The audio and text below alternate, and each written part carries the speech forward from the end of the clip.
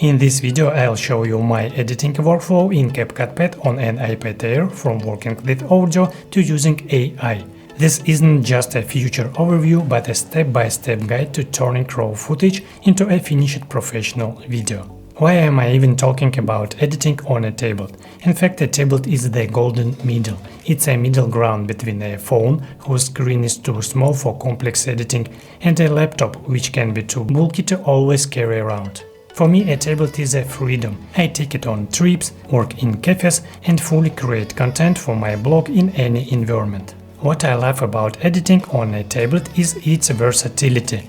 I can use the Apple Pencil for precise manipulations, I can work with just my fingers, or connect a keyboard with a trackpad and mouse, turning the iPad into almost a full-fledged computer, which allows me to unlock the full potential of the CapCut PAD app.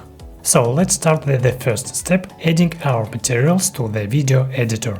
I open the app, and this is the main screen. Here we can create a new project. We can also quickly use the main functions. Here are the projects we have worked on. There is also a trash bin where deleted projects go. We can also register in this program here. And there are some other sections like templates and cloud storage. Let's create a new project. We enter the workspace. Let's go over the interface. On the left side there are different sections such as media, audio, text, stickers, effects and others. At the bottom we have an interesting section, AI Media. That means in CapCut we can generate photos and videos. This is exactly what makes CapCut different from many other editors that still don't have such advanced AI features. To add videos, we can do it either from our gallery or from files. Accordingly, if you shoot your videos on your phone, for example, you can quickly transfer them to your tablet via AirDrop and see them here. If you can't find them, go to the recently saved folder. Usually all the latest materials you transferred from your phone are located there. For now I will add just one talking head video. A talking head is a person who sits and talks, like I am doing now. This type of video is also called A-roll, meaning it's the main footage. If I click on this video, it will automatically start playing in the player. I can pause it if needed or play it again, so we have a preview of the video. To move it and start working with this long video, we can click the plus icon or simply drag it directly onto the timeline. We can zoom the timeline using plus and minus, or by pinching on the screen with two fingers. You can also do this using a trackpad. Now I want to work with sound. I click on the three dots and choose to display the audio waveform in a larger scale. Sound is very important. We need to control it and see it so that it's not too loud or too quiet, and the waveform helps us determine that. There is also something like an audio meter here. If we click it, volume levels will appear on the side, and if I play the video we will see that they are within the green range, which shows that the volume is not exceeded. I also want to show one useful thing. We go to the audio section and click Normalize Loudness.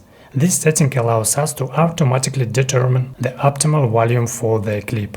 And we do this for the entire video right away, so later we don't have to deal with each small piece separately after cutting. So we do this at the very beginning of editing.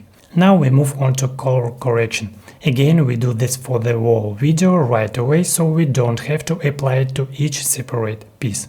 Go to Adjust, and here we have a magic button, Auto Adjust.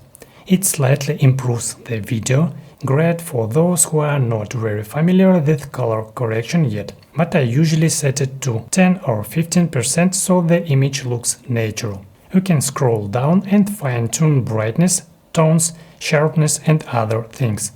In fact, I like to simplify my workflow, so I adjust colors and sharpness during shooting to spend less time editing. If you want to learn how to shoot well right away, watch this video where I explained everything in detail. So we've cleaned up our video in terms of both color and sound. Now it's time to cut the footage. There are two ways to do this. First, we can use the transcript function. It analyzes our video for pauses, long silent segments, and filler words. This function helps automatically remove such things and saves a lot of time. But of course, we can also cut manually. You can do this by dragging the white edge at the beginning to the desired point or trimming from the end in the same way. But what if we want to cut it in the middle? We move the cursor to the point where we want to cut, and we have a special button. We press it and the video splits. Then we select the unnecessary part and press delete on the keyboard or screen. If you need to undo an action, you can press the back button or use Command plus Z on keyboard. Moving on to adding additional materials, also called B-roll. This can be photos, videos, or even graphics. I went through the video and cut the material. I have several pieces where I removed unnecessary or unsuccessful moments. As a result, we get cuts. These cuts don't look very nice because the speaker may be in different poses and can jump. To hide these cuts, you can do a few things. First, you can slightly zoom in on the next clip, creating a punch-in effect. But I don't really like this style, so I usually use B-rolls. We go to Import and add clips from the library. I recently added some clips here. I just selected them and click the check mark. They appear here. I pick one video and drag it directly over the cut. So I cover the hard cut with B-roll. The video looks much better this way. Of course, this clip on the second track can be extended, shortened or moved. So I went through the video and placed these nice shots, which were filmed either by me or my videographers. But what if you don't have such B-roll? You can generate it right here in CapCut. For example, I generated these beautiful clocks, a video of a family watching TV, and some other materials. All this can be done in the AI media section. We can create photos, videos, and even scenes with dialogues. But what if you don't know how to generate content yet and you need good visuals quickly, or you prefer real footage? Then Envato Elements can help you. It's a huge library where with one subscription you get unlimited access to millions of creative resources for any tasks and projects. Photos, videos, music, templates and effects from talented creators who really put effort into their work. Everything you download is 100% pre-licensed and royalty-free, which means you are completely safe to use it in any content that you want to monetize. Follow the link in the description and take your videos to a professional level.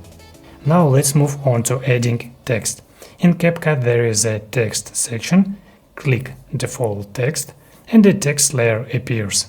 Note the first track is the main video, the second is B-roll, and the third is text and graphics. You can change the duration of this layer and move it anywhere. Let's write some text. You can choose fonts, for example, I like this one. We can adjust size and color. I like adding a background to text so it's easier to read. Let's take a standard white background, round the corners, adjust its height and width. Looks pretty good. By the way, you can customize size, style, colors and other parameters for text and save it as a preset for future projects. For this, right-click and select Save Preset.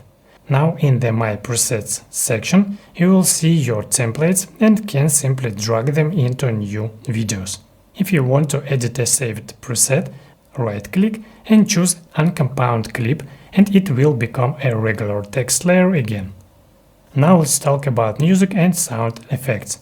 In the audio section, CapCut already has a library of music stored by styles and genres. You'll definitely find something for yourself. You can add tracks to favorites to use them quickly.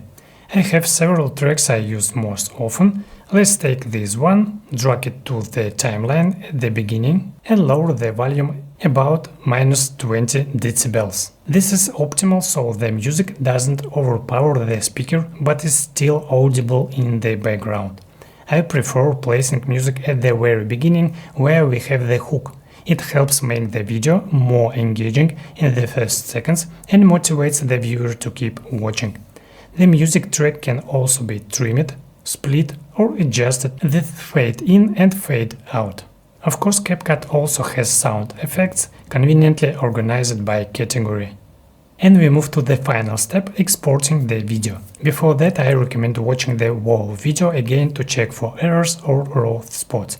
But first, take a short break. If you've been editing for a long time, your eyes get tired and you might miss important details. For example, I often make mistakes in text and don't notice them right away. So take a break, drink some coffee or tea, then review the material with fresh eyes, fix anything if needed and export.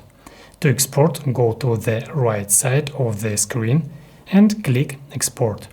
Choose the resolution. Minimum is 1080p, but if you shot in 4K, choose 4K. I recommend setting bitrate to custom and 15,000 kilobit per second. This is optimal for YouTube since the platform will compress it to above this value anyway. Set frame rate to 30, this is the standard for social media and YouTube.